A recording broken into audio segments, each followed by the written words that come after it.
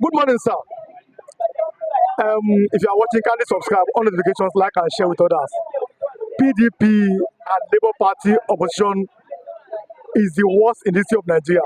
Their lawmakers, their candidates, and everything.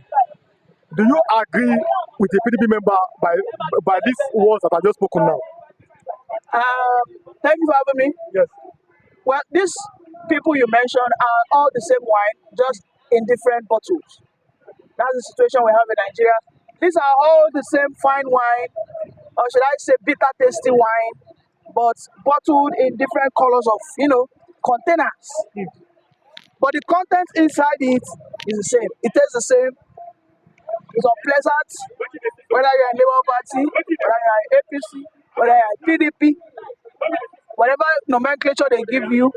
For those who are in the House of Reps and the upper chamber, which is the Senate, they happen to be the same.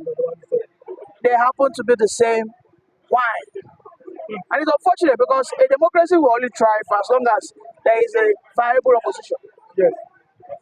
The difference between democracy and autocracy, or totalitarian, or imperialism, or monarchical system of governance is in democracy, dissenting voice is allowed, is fostered, and in fact is encouraged. But the case we have in Nigeria today is all dissenting voices are nowhere to be found. And in fact, those who are supposed to be playing the opposition have gone amiss. In every working democracy, the most radical arm of government is this legislative arm of government. Yes.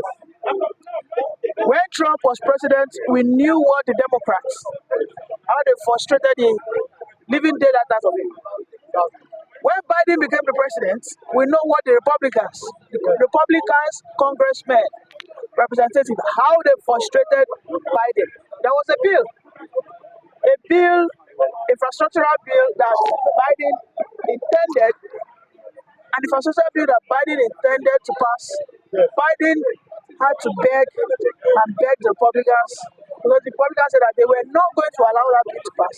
Because if they do, it will let the inflation of America get skyrocketed. At the end of the day, Biden had to beg them.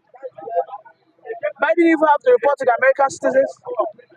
But have you ever seen a time whereby the Nigerian president will come to the public and say that I have a bill which is of good conscience, but the oppositions are now allowing me to sign it? Has that ever happened in this history of the country? The only time you see them come out and start crying is perhaps when they are not allowed to loot, or perhaps they are about to take the meat away from their mouth. So there's no opposition in Nigeria. There is no opposition in Nigeria. This is why you see a wike organizing a pro-protest. Yes. They were saying march in solidarity with Ashwaju. And we can see conspicuously, the picture of Wike beside Tinubu, and they say it is a march in support of Wike, which is to counter the narrative that Tinubu is doing bad. Look at those elder state fools that went to the Aso Villa yesterday. Jonathan that almost got strangulated by Tinubu. Jonathan, who faced the biggest opposition of his life because of Tinubu's influence and affluence. Yes. Jonathan faced the radicalism and the rascality of the Lagos boy. But here is Jonathan today. He is a lost cause. Jonathan today is saying, it's not a sycophant. He's also thinking on your mandate. I mean, it's a sorry state. Because we saw the meeting, I'm sorry to cut you short, sir. We saw the meeting yesterday, and according to what we heard, the Council of State, which includes Jonathan, he was there, Buhari was there. I was even surprised that which advice does Buhari want to give Tinubu? But that aside, the some military leaders were there. Obasanjo refused to come, and everybody was saying kudos to Obasanjo because Obasanjo would not be part of that kind of meeting. But the thing here is, Jonathan again, they were not saying that the protest was aimed at removing Tinubu, the end bad governance protest. And Jonathan was there. that if it was Jonathan that they protested against, Tinubu would never be part of it. Do you think that Jonathan again was or is a weakling? I mean, it is evident. Jonathan is a weakling, just like his younger brother Peter Obi. These are all weaklings parading themselves as opposition leaders, unfortunately.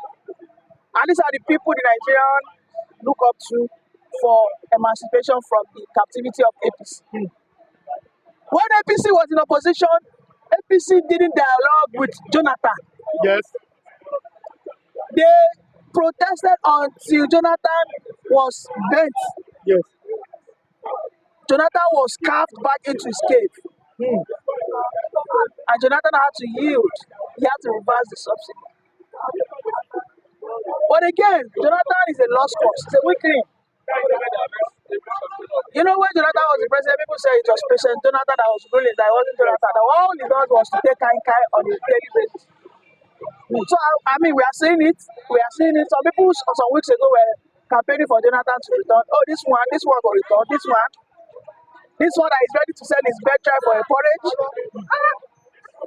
Jonathan is ready to sell his birthright for a porridge. Because he doesn't have standards, he doesn't have values, and he doesn't have the capacity to defend whatever standards or values he thinks he has, unfortunately. Then, Mr. Lee, you're known nowadays without apologies, which is your right, a Showore supporter. Do you think that, like, someone like Showore would ever be part of this kind of meeting?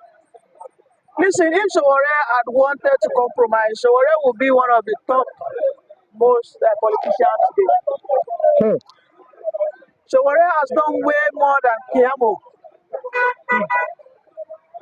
Showore has been protesting before Keyamo even came into limelight. Showore demonstrated alongside Ganiba-Emi. Showore was one of the first clients Femi Falana had. Showore is the reason why Femi Falana is a woman rights activist. Can you explain so that our viewers understand? No, there's nothing to explain. I mean, listen, the archives are there. Go and dig into the history. I'm not going to hear boy with stories. Okay. When it comes to the fight for freedom, you can go and dig up Showore right from the secondary school days. This guy has always been vilified right from secondary school days. He has always stand against oppressors.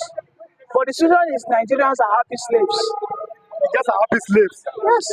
I have a lot of my friends who evidently know that who they supported in the last campaign does not have the capacity to take on the rascality,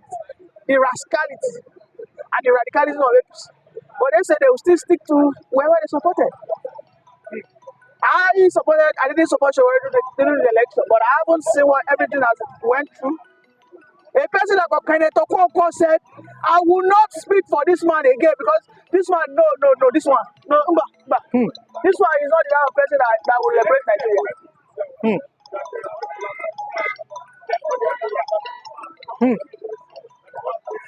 Kenneth Okonkwo said that. He said, no, this one, I won't waste my time supporting a man that when I am blowing hot, he's throwing ice, pouring water into the fire. No. Listen, we know that APC are holding tight onto power and they are ready to rig everybody out of position for as long as you are quiet. The only reason why APC was unable to take over Kano State was because Kanawas, they were radical. Yes. We know what happened. You know how they postponed. Can you remember for how long they postponed the judgment of Kano State's election? They had the longest postponement, adjournment. Because anytime, every day, the Hausas were eating the streets, even though they were protests, they were financed. However, it was because of those show of force by the people. So if the people are not ready to show force against this current party that is ruling us, I'm sorry, Mr. Rilwan, Nigeria will be a situation akin to the drama called Living in Bondage. Thank you very much. God bless you much, sir. Thanks for coming.